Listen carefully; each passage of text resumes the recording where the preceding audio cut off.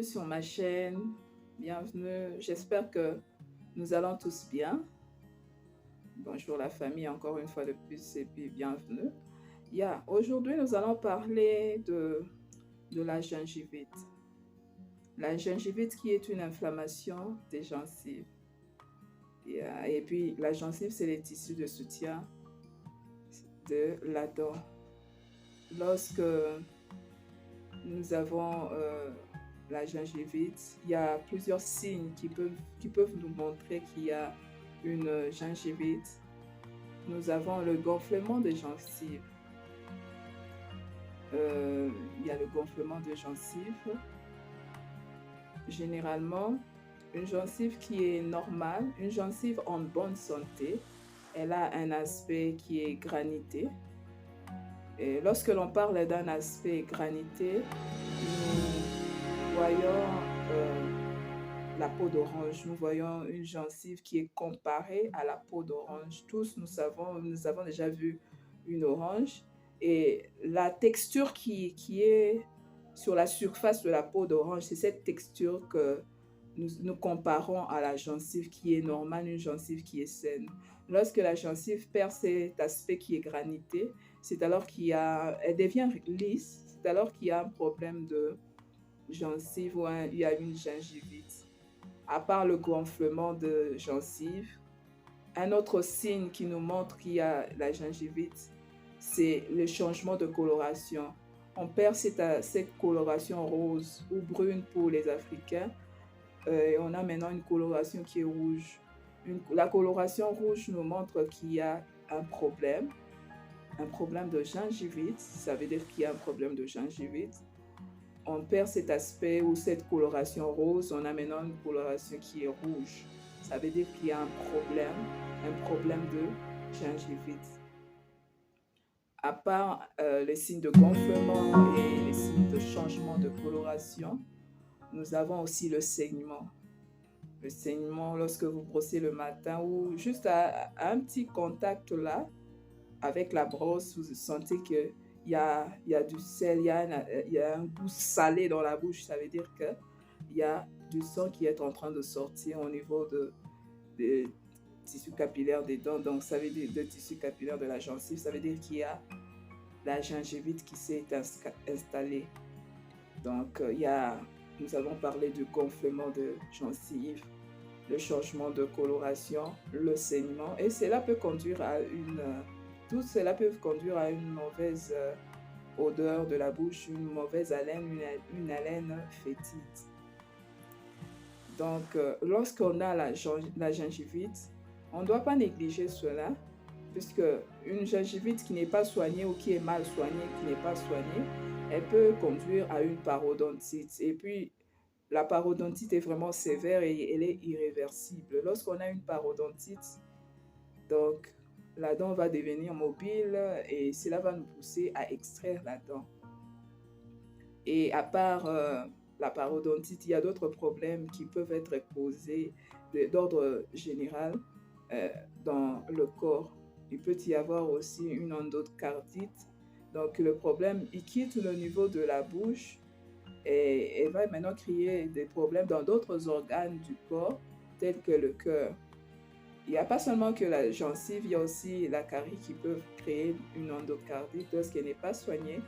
Donc, lorsqu'on a une gingivite, on doit faire en sorte de bien la soigner et de la soigner à temps. On ne doit pas attendre, puisque lorsque on attend, elles peuvent progresser et nous créer la parodontite ou d'autres problèmes de santé. Il y a plusieurs facteurs qui poussent à ce qu'on ait la gingivite. Il y a des facteurs on appelle cela des facteurs de risque. Donc, ce sont des facteurs qui poussent à ce qu'on ait la gingivite. Il y a l'alcool, l'alcoolisme, le fait de prendre l'alcool. Dans l'alcool, il y a du sucre et ce sucre est consommé par les microbes qui se retrouvent dans la bouche. Donc, il y a l'alcool, il y a le tabac, le tabagisme, le fait de fumer. Cela peut créer de gingivite au niveau buccal. À part cela, on a la perturbation hormonale chez les femmes. il y a la grossesse. C'est pas toutes les grossesses qui conduisent à une gingivite, mais lorsqu'on est, on est grosse, donc cette grossesse-là peut conduire à une gingivite si elle peut, puisqu'il y a, il n'y a plus, il y a une perturbation qui s'est faite au niveau hormonal. C'est ce qui fait que on peut avoir la gingivite. Donc, il y a la grossesse, il y a la ménopause, il y a la puberté. Ces changements-là au niveau des hormones peuvent conduire à une gingivite. J'ai parlé de l'alcool, j'ai parlé aussi du tabac. Il y a des facteurs hormonaux, donc chez la femme. À part ces facteurs hormonaux, il y a aussi la prise de certains médicaments qui peuvent conduire aussi à une gingivite. Des médicaments tels que les anticoagulants. Les anticoagulants permettent à ce qu'il y ait fluidité du sang dans les vaisseaux sanguins. Donc ces médicaments-là peuvent faire en sorte que ces médicaments-là peuvent faire en sorte qu'il y ait saignement au niveau de la gencive. Il y a aussi des médicaments immunosuppresseurs. Donc ces médicaments-là qui jouent au niveau de l'immunité, ils peuvent faire en sorte qu'on ait aussi une gingivite. À part cela, il y a certaines maladies telles que le diabète. Le diabète, généralement, les personnes qui ont le diabète présentent aussi de gingivite. Il y a certaines pathologies aussi, certaines d'autres pathologies telles que le VIH, la leucémie, ils peuvent conduire ces différents patients qui ont la leucémie ou le VIH, ils peuvent présenter aussi une gingivite. À part ces facteurs de risque que je viens de citer précédemment, on a aussi le manque de vitamines, la carence en vitamines B, C, K ou autres. La liste n'est pas exclusive, j'ai cité brièvement la vitamine C. Lorsqu'on a la vitamine C, la vitamine B, la vitamine K, lorsqu'on a la carence ou le manque de ces vitamines, on peut présenter une gingivite. Il y a l'âge aussi. Oui, lorsque l'on vieillit, au fur et à mesure qu'on grandit ou qu'on vieillit, les tissus de notre corps aussi s'affaiblissent un tout petit peu. Ils peuvent aussi conduire aussi à une gingivite.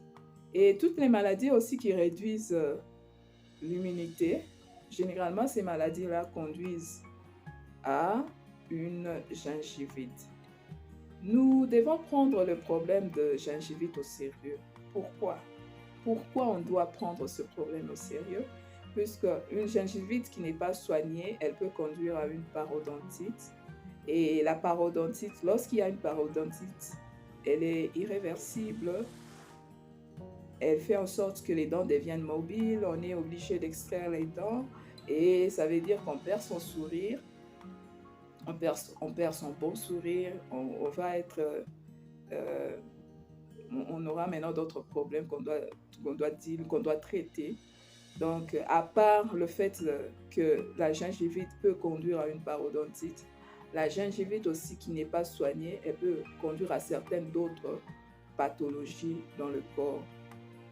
Elle peut créer aussi une endocardite, puisque généralement, tout ce qui est dans la bouche qui n'est pas bien traité, prenant une carie ou, puisqu'aujourd'hui on parle de la gingivite, mais je peux prendre entre parenthèses aussi une carie qui n'est pas soignée, elle peut conduire à une parodontite.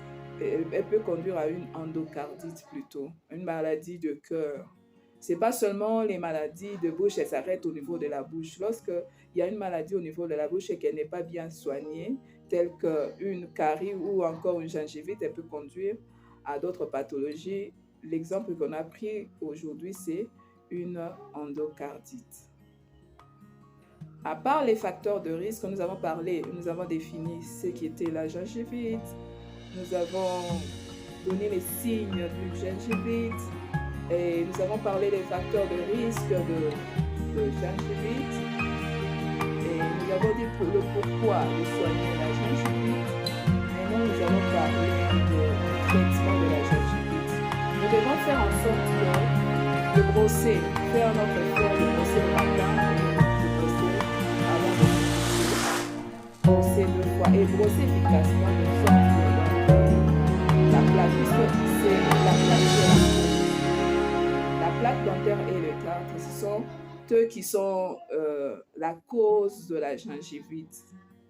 Ce sont eux qui causent la gingivite, généralement. Donc, ça veut dire que la gingivite, elle est d'origine bactérienne. Elle est causée par des bactéries. Elles peuvent aussi être causées par des virus. Elles peuvent aussi être conduites, elles peuvent être aussi d'origine virale. Mais ce sont dans des rares cas où être d'origine génétique. Généralement, la gingivite, elle est d'origine bactérienne, comme je venais de le dire. Elle est causée par la plaque dentaire et le tartre. Ce qui veut dire que le traitement, c'est de bien brosser et de visiter son dentiste 2 fois l'an le matin, de visiter son dentiste 2 fois l'an, de bien brosser le matin et de brosser le soir, et d'utiliser aussi un bain de bouche.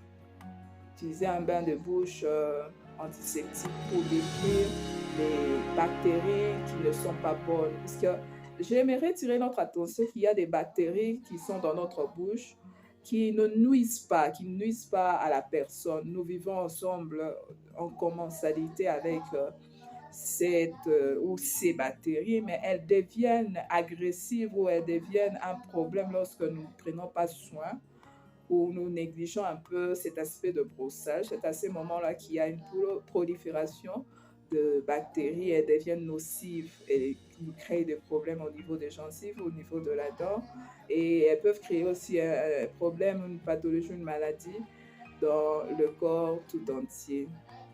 Si la vidéo vous a plu, n'hésitez pas à l'aimer ou à liker, mettre des likes, mettre un thumbs up et pourquoi pas s'abonner pour pouvoir avoir des sujets qui concernent la cavité buccale, les dents et pourquoi pas la santé. Puisque lorsqu'on tient compte de notre santé buccale, on tient compte de tout notre corps entier. Et bye bye, à la prochaine, portez-vous bien.